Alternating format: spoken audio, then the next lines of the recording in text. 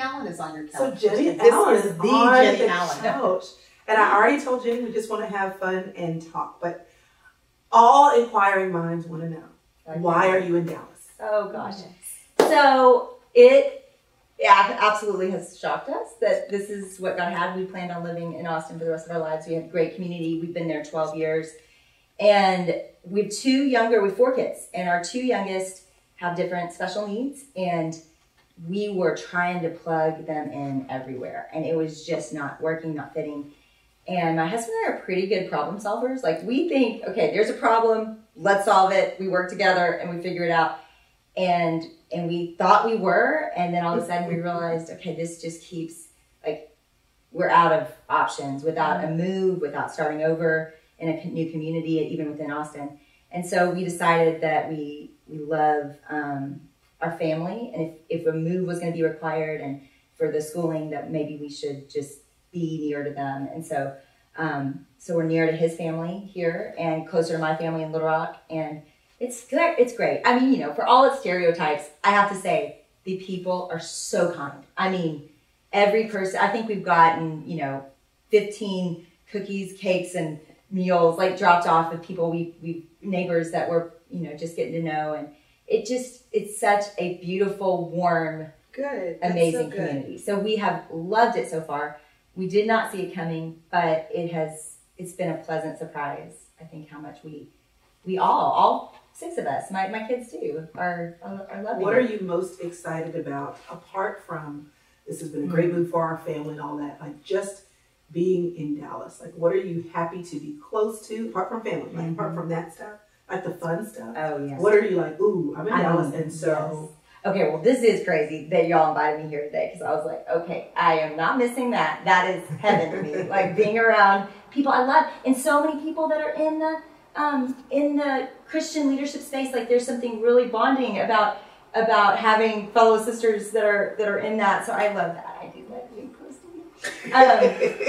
Excited, and so there's that. I think there's a lot happening here. I mean, God is on the move, and I already feel that, and a lot of people have affirmed that. Just saying, it feels like that awakening of real deep following Jesus is happening here. That there's it's already we were post we're post modern. We're so far back there in Austin. Like everything was already post Christian there. So to watch things here be at a place where they're realizing, okay, the norms of how everything's worked are changing and shifting. I think it's going to be exciting, because I think there's just so many sincere people that love Jesus and faith and want to see all that will be amazing. Have you guys decided where you're going to church? We have, kind of, at least temporarily. I hate to announce it right now because it's not certain, but I do feel like we are not in a place to church shop. We have to kind of jump in. We have 4 kids, 2 high schoolers.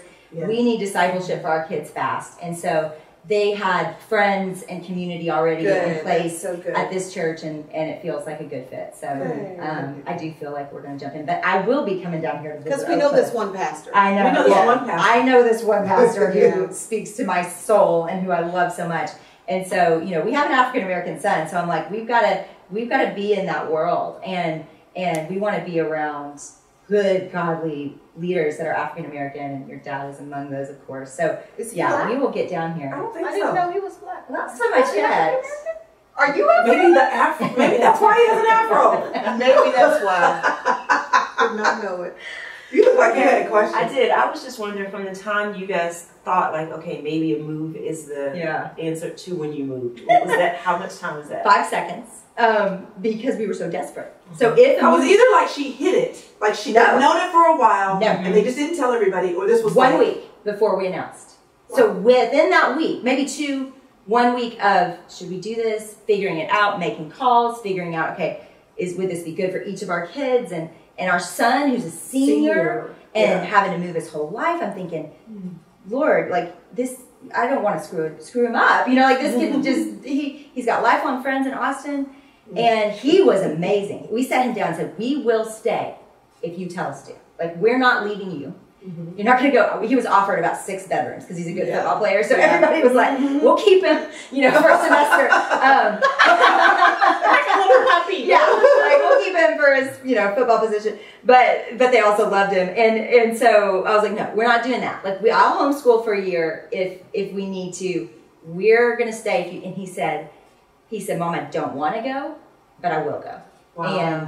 And that was really strong. Incredible. Yeah, that's really strong. He's owned it. And even on the bad days, I've never felt like he's been resentful. And he should be. I'm feeling like you should be. But he's just, I think that kid specifically loves a challenge. He loves he rises to that. And so I think all of this is a challenge. Yeah. And making new friends and you know what you're teaching your kid that I love so much? You're teaching your kid that adventure with God, that going with him where he leads is sometimes unsettling in terms of what it causes you to have to walk away from and walk toward and the risk of it all. But I've always loved that about you, just the adventure of following Christ. And I don't want to go, but I will. That's what you're teaching your son. Like, let's just do it. Here's what was helpful too. None of us wanted to go. I mean, it was so weird. I was like, why are we doing this? None of us want to do it. So one person would be crying and it would make everyone else cry because we all were like, and then we would be going, well, let's not do it. But we didn't have answers there. It was like, there's not, I told my friends there when we had to tell them, it felt like we didn't quit Austin. Austin quit us. Like, and it had been so long since God had led through a closed door. It had been like vision. Like, and I even wrestled with that. I said, God, couldn't you just tell us? Like, we listen to you, we follow you. Like, just give us a go sign. Yes, give us a vision for Dallas. Give us a. We'll take it. Like, we're not against following you, even if that means giving up things we love. And he just was real quiet. but as he is. And so I was like, okay, well, and then what I think I realized is, no, this is one of the ways he leads. Like, sometimes it's through disappointment. Sometimes it's through hitting your face against a lot of doors and feeling like, gosh, my life isn't going the way I thought, even though I wasn't in disobedience. It was just, it just. So I think it was cool. I mean, there were a few nights where all 6 of us were in our bedroom and crying together and praying, and I think I wouldn't trade those few nights for all the happy, comfortable. But that really says a lot to me about the value that your son places on your family, being being together, and also that he places on you and your husband hearing God's voice and sensing authority. Yeah, and respect for authority, and then respect for you all's relationship with God. Yeah, I haven't thought of that. You know what I mean? Like, I mean, you offered to make this sweet for him. Yeah. And he said, "That's okay." He said, "I trust you." I trust that you know. Yeah, that says a lot for you all's relationship. It says a lot for how he sees you all leading God. I mean, it just says a whole lot. It says a whole lot. He's a boy, and he's a senior. I know. Okay, so now tell us exactly how you did that. That sounds like a lot of good spankings. Yeah. That's what that sounds like. Can we still say that? Yeah. I mean, the kid was I don't want to throw him under a bus, but I think he would admit it. He was a punk for a long time. And then God rescued him. Like, God rescued him. And it was amazing. And that's what I loved about the last few years watching him, because there were nights that I was up praying. And one specific night where I was like, God, I do not see these qualities in him, and it scares me. It wasn't just he might rebel or make a bad decision. It was like, these are qualities that I don't want to send him out in the world without, like humility and compassion and. Around how old was he when this was like 15? This was like, because that gives a lot of moms hope. Yeah, and they're looking at their sons who are like bumps on the wall, going, "Rise up, do something." Yeah, I know. And so anyway, then I saw a shift, and I don't know that he's articulated it or I could articulate what it was, but I know he changed. And what was interesting is that next year, and he's told me I can share this story, but the next year. He got caught for some things he'd done in the punk years, Now, they had happened back there, but he got caught one night that I'm praying for him specifically. And I said, God, do what you have to do to show me that he's yours and that he loves you. And that And the next day he got caught. And he went through about 24 hours of some pretty serious repercussions. And publicly, like just, it was really hard. And that night he came home and faced me, and he was emotional.